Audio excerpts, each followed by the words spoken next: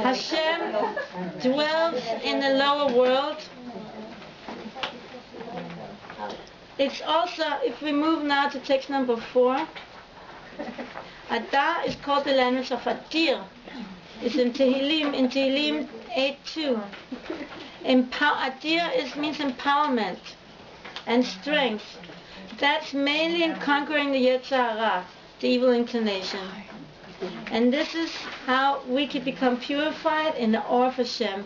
That's the power of Yosef.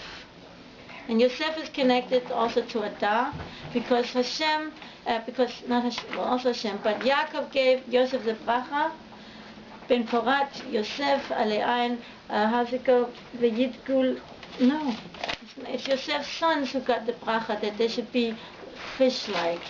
So Yosef is connected to Adar, and this is the month where we can transform and we can work on our negative inclination. Oh, the one that wants to, just go after the lust, we can turn lust into love in this month, Be'ezrat Hashem. When Haman wanted to try to find the time that was most vulnerable for the Jewish people, he chose the month of Adar. He said, in this month I can get them. This is the month that Moshe died. This is the month that they're on their lowest. But he didn't understand the circles that we live in a cyclic reality. When we're on the lowest, immediately we can't get lower, we go back up. And that's Adar. It's where the lowest and the highest meet. Moshe was not only died, he also was born. He forgot about that, says the Midrash, that Moshe was also born in Adar. So, in text number 5, Rashi explains why it is that Mishenichnas Adar Marbim B'Simcha. Why is it that the month of Adar increases happiness? And he says because of the miraculous days for Israel, Purim and Pesach. But we don't talk about Mishenichnas Nisan Marbim B'Simcha. We mainly talk about Mishenichnas B'Adar. So why is Adar a happier month than Pesach, than Nisan? Nisan, Hashem took us out of Egypt. Nisan, we became a people. Nisan, Hashem split the sea for us. Nisan, it was the most amazing miracles that happened in Nisan, even greater than in Adar. So why are we happier in Adar? Everyone knows you're supposed to, if you have a court case with a non-Jew, do it in Adar, because it's a lucky month for the Jewish people. There is such a thing. It says it. I gave you that in source number 1 or 2. Yes? Oh, I didn't realize it was a rhetorical question. No. It wasn't a rhetorical question. Oh, well, because in Purim is connected to Shavuot, because in Shavuot we received the Torah, but Har Sinai was like standing over our heads, so we didn't really have a choice. But in Purim, all the Jews collectively did tshuva and accepted Hashem in a new way in our lives that we've never had before. So it's like we received the Torah all over again. And that's very true, and that's very beautiful. It says in the Megillah, Kimu v'kiblu. They established and they accepted, and it's in the Pshat, it's talking about the Megillah and the holiday of Purim, but in the Midrash, in the Gemara, it talks about they accepted the Torah. And so, because they asked, why this is not the right sequence. It should say, Kiblu v'kimu. First you receive and then you establish. What does it mean? First you establish and then you receive. You can't establish something until you receive it. So the Gemara explains, Kimu mashe kiblu kvar. Now they established that which they accepted already from before. When they accepted the Torah at Har Sinai, or when we accepted the Torah at Har Sinai way, thousands of years before the Purim miracle, but we only accepted the written Torah. The oral Torah we didn't accept willingly. For that, like you mentioned, Hashem had to put the mountain under their head and say, receive the oral Torah or this will be your death. But in the Torah Shebaal Peh, the oral Torah, but at the Purim story, because of the miracle, because Mordechai, who was the head of the Sanhedrin, who represented the oral Torah, he's the one, together with Esther, who saved the Jewish people. So they were so indebted to Mordechai that it brought them to accept now the oral Torah. And that's also the energy of the month of Adar, which is about human effort. Pesach and Shavuot It was all gift from above. It was all coming to us, hitaruta de le'ela, arousal from above. Hashem did all these amazing miracles. Hashem gave us the Torah from heaven. Everything Hashem did, and we were more passive. In Adar, it's the months where we start to become active ourselves. We're not just receiving, we're doing something. We're transforming ourselves. It's hitaruta de letata. You don't even see Hashem's name in the Megillah. It's the only book in the Tanakh that you don't have Hashem's name written out. Because we had to try to find Hashem in the darkness with our own effort. And that goes together with saying that the month of Adar is the last month of the year. We come to Adar through the hard work that we've been doing throughout the year. And the true happiness is not when we get a free gift. Everyone knows that. You get a free gift, great. If someone would give me $1 million without me even going to America, I'd be very happy. But if I raise it by going around and teaching and traveling and carrying and schlepping suitcases, and then someone will give me $1 million, I will feel like, Baruch Hashem, like I worked for this. I earned it. So this is just, you can all see that in your life. When you earn something that you put an effort into getting, it's much more happiness. Otherwise, it's called Nahama de Kesufa, bread of shame. Nobody wants to receive something that they don't feel that they deserve. And we see it also in nature with the grapevines. I think it's written in Derech Hashem by Rabbi Luzzatto, that it's so interesting, and I actually saw it in my garden. How do you make another grapevine from one grapevine? You tuck it under, like it's a little tree, you tuck it under into the ground, and it will face away from the mother plant until it starts making a new plant, but it's still dependent on the mother plant. It gets all the nourishment from the mother plant until there is a time when it becomes an independent plant, and that's important to know for calculating Shemitah and Ola, not Shemitah, Ola, and Trumot. There's going to be a time when it becomes an independent plant, no longer receiving the nourishment from the mother plant. That's when it faces the mother plant. When it's receiving from the mother plant, it faces away because it's embarrassed to receive. It's embarrassed that it's not independent, so it's facing away. Only when it's independent can face back. That's kind of like what's happening with teenagers. And once you get to be adults, you can again face your parents. So this month of Adar is like we're coming into our adulthood. We can again face Hashem. We can face Hashem with jubilation. We're not embarrassed, and therefore we're not just getting all these free gifts. We worked a lot this year, didn't we? And so we deserve a closeness with Hashem. Now, Pisces. One more thing. You talked about the oral Torah, and that also is in text number 6. Lihudim hayta ora v'simcha. That's part of the Megillah. We say it in Havdalah. For the Jews there were light and simcha. Ora zot Torah shebal peh, says the Gemara. Whenever it says Ora in the Megillah, this is the oral Torah that they accepted then. And this is also very interesting because the oral Torah is known to be feminine. Because the written Torah is the masculine, it's come from above. The oral Torah is the feminine, comes from below. This is what comes through human effort. This is like the difference between Chokhmah and Bina. Chokhmah is what the first spark, and Bina is how you take that spark or let's say you take that seed and make a baby out of it. That's Bina. So the oral Torah is taking the written Torah and bringing it down into the physical world. That's the role of the woman. This is why women are exempted from learning Torah Shebal Peh, because we are Torah Shebal Peh. We are already embodying it. We don't need to sit and learn Gemara and Mishnah the way the men do, because we are already embodying it in everything that we do. And so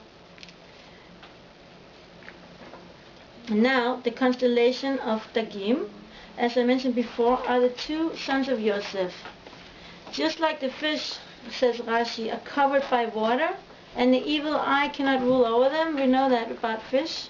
The same thing are the Jewish people, and especially in this month, that we're protected from the enemy. I remember when it was the end of the Gulf War and it ended exactly on Purim. I remember watching. I actually happened to not be in Israel at that time, and I watched it on the TV. It was so amazing to see on Purim. Everyone took off their gas mask and put on the other mask, and they took off the sealed room. It was. You remember? It's not so long ago. What is it? Oh, it's maybe 17 years ago. But it was on Purim. It ended. We have special protection from the enemy in this month. It's also the word Purim comes from the word pru, like pru urevu, be fruitful and multiply. And in text number 7 you see that they used to impregnate the flock in Adar, and the Jewish people were called Hashem's flock. And so it's a month to be fruitful in. It's just like we know fish are known that they have many babies. So this month is a month of fruitfulness. The two fishes, one is the physical perfection and one is the spiritual perfection, or the soul. Text number 8, we see, this is what I mentioned before, that in Midrash Tanchuma it goes through the whole zodiac, and it shows how it's a sequence, how one constellation leads to the other. And I just brought you here the last part of this Midrash in Ha'azinu. Anyone who's interested in Torah and astrology should look it up and see the whole source. It goes through all of the signs. And it says here, they nurture him with the pure water from Aquarius, which is in Hebrew Dli, water container. And he grows, because that's in Shvat. The fishes come out of the Aquarius. That's the month that we just came out of. Because the fish come from the water that's coming out of Aquarius. Each month is connected to the previous. And he grows with great joy like a fish which enjoys being in the water. He perpetually eats from the tree of life, which is planted in the section of the righteous, and he lives forever. So we know also that what does water symbolize? What is water? Torah. We say, En mayim ela Torah. There's no water except Torah. So this is also why this month is when we receive the oral Torah. This month is very suited for increasing in Torah learning. It's also something that's good for me. Maybe it's good for you too. It's also a month that's suited for overcoming worry. If you're ever worried about something, maybe it would be a good exercise to write all the worries down on a piece of paper and then tear it. And say, this month, no worries. This month, this year, next year, all my life, no worries. We don't want to wear our worries in any part of our body or in any part of our soul. What's the support that this month is connected to overcoming worry? Dag, fish. From da'ag is worried, da'aga is worried. It's almost the same word. You take out the aleph, you get dag. So we can get rid of our worries in this time. Now it's also a time for rebirth. Like water is like the waters of birthing.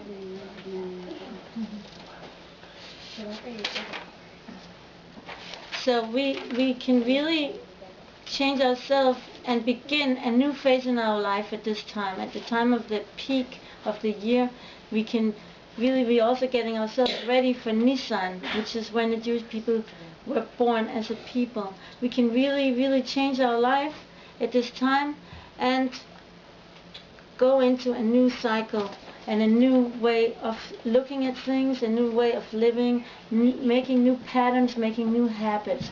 This month is more suitable for that than any other month. You know that Moshe Rabbeinu was born and passed away. He represents the Torah. He was also most humble of all beings. Like we know, water goes down always to the lowest place. Also, Moshe is about transformation. He was pulled out of the water, and he pulled others out. He pulled others out of Egypt. He pulled the Torah out of Shemayim. He's about bringing something from one world to the other world, which is also what transformation is all about. Okay, so before I move to laughter, maybe I'll end the laughter and say that part right before we have our our facilitator for that. So the organ is the spleen, in Hebrew tzachol, and in text number 10 you see that it says tzachol sochek, the spleen laughs.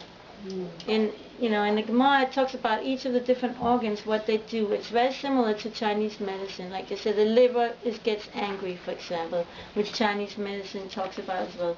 The spleen laughs, which is kind of a little bit paradoxical, because spleen is considered the seat of the black humor, which is like sadness. But that, and the source of depression and despair. This is what Rav Ginsburg says. Sorry, what's the spleen? What does the spleen do? No, when you said the spleen is the seat of the black anger, that's what Chinese says? Black humor, that's what Rav Ginsburg says. Anyone is familiar with the body, and what does the spleen do? It's connected with blood. With blood. Yeah. Isn't it at the bottom and it filters like before? The thing is, spleen has to do with digestion. It Cleans out the system. The immune system. It's part of the immune system. I don't know what this is. Okay, so that's very good. It's part of the immune system? Yeah. So that's very good, because we said that this month is the month to overcome enemies. Oh, you should know. Who's that? Who should know? Rhonda. The nurse. The nurse. Yeah, what do you have to say about the spleen? What's the spleen? What's the function? Immunity? Okay, very good. That's right, because I know the herb, actually, just to throw in something about herbs, everybody takes echinacea to boost the immune system. It's wrong. Echinacea does not boost the immune system. Echinacea fights off. Echinacea kills viruses and bacteria. It eliminates. But what fights the immune system is astragalus. It's a root. It's a Chinese herb, a root. And yeah, you're nodding. You know what I'm talking about? Yeah, you're an herbalist. And that. You put it in your chicken soup. Actually, I put it in the chicken soup. And astragalus, if you look it up in herbal books, it will say astragalus, it affects the spleen. So that makes sense. It sets the immune system. And so it strengthens our ability to overcome any enemies, which we said is the month of Adar. So it all fits in. But also, why does the spleen laugh? So laughter is an expression of overcoming evil, says Rav Ginsburg. Strengthen our power, gives us, our willpower gives us the ability to overcome evil and achieve completeness.